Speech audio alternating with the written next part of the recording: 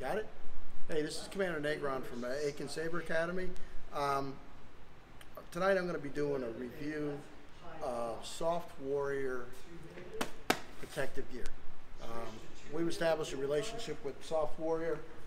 We have purchased a number of their equipment, including these two bucklers. So we have shields, and we have other soft weapons, and we have found that their soft equipment runs really well with lightsaber combat. Soft Warrior is a company in Ukraine. They're really looking to get into the lightsaber community and offer a bunch of products. So they sent me a bunch of promotional material. That's why you see all Soft Warrior on this. This is not what you would buy if you were buying it. You can get their equipment in all sorts of colors. Okay, so I'm going to show you a little bit of what they sent us and make some comments on it, whether it's good or not. One of the first things they sent us are these, I guess they're kind of protective mittens. Typically in Aiken Saber Academy, we use lacrosse gloves.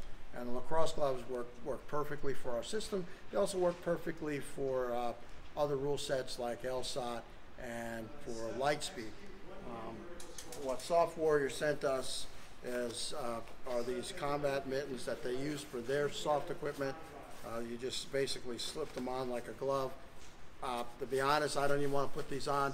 These are totally useless for purposes of lightsaber fencing, in all honesty. Yeah, I'm not even sure how they do it with their system where they use soft combat weapons. But I mean, it's still a well-built product. It just wouldn't be useful for us. All right. As you can see, I'm wearing arm protection. Typically for arm protection,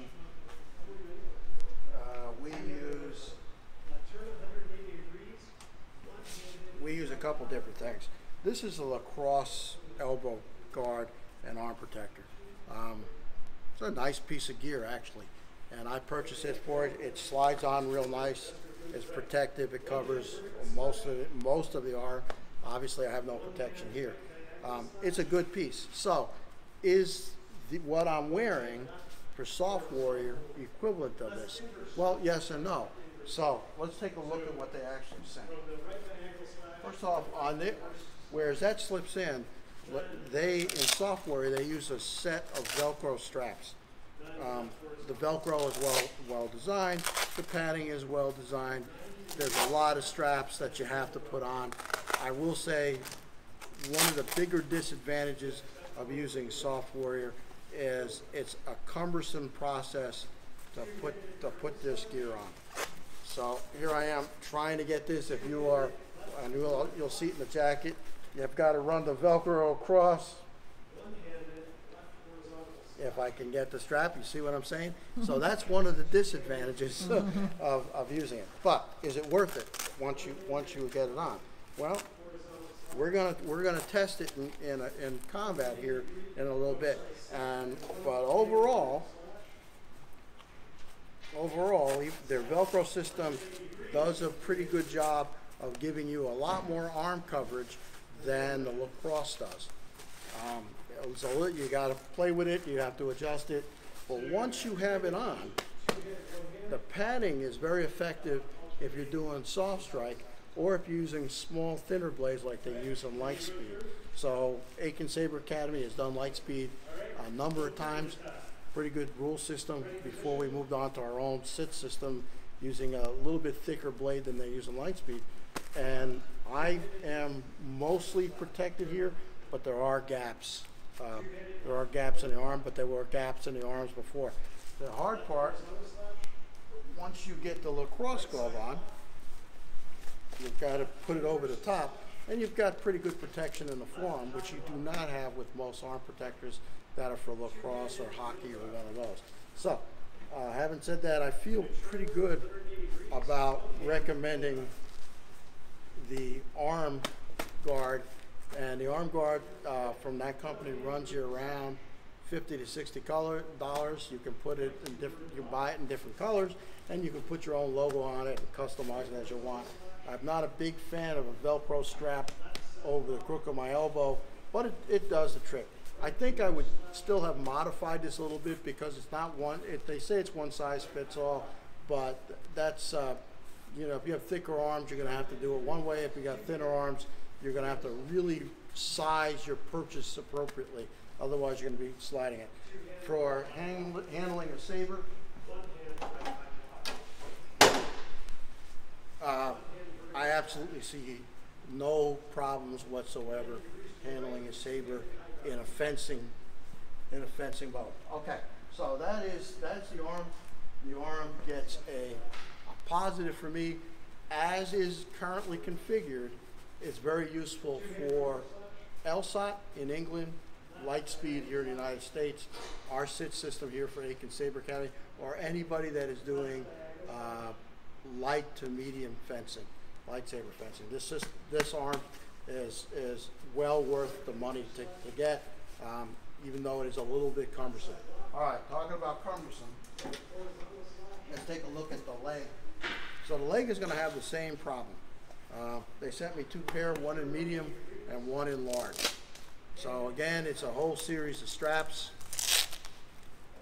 that you have to open up. Now, this is my current leg protection. It is for motocross. It's by a company called Fox. Well, one thing that Fox does that when you buy most leg protectors for HEMA or for any other sport is they have a tendency to slide up and down your leg. That's always been a big disadvantage for Red Dragon or any of the others that you buy. I'm generally not a fan. You buy umpire ones for baseball and use those. They're very protective. But I found that the Fox motocross are certainly my favorites. And one of the reasons is this diagonal crisscrossing of the straps in the back.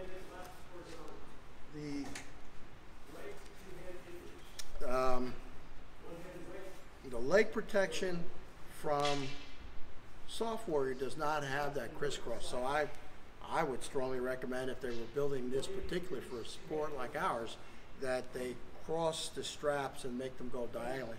But as it is, outside of it being cumbersome, you can sit down and you can put on the gear.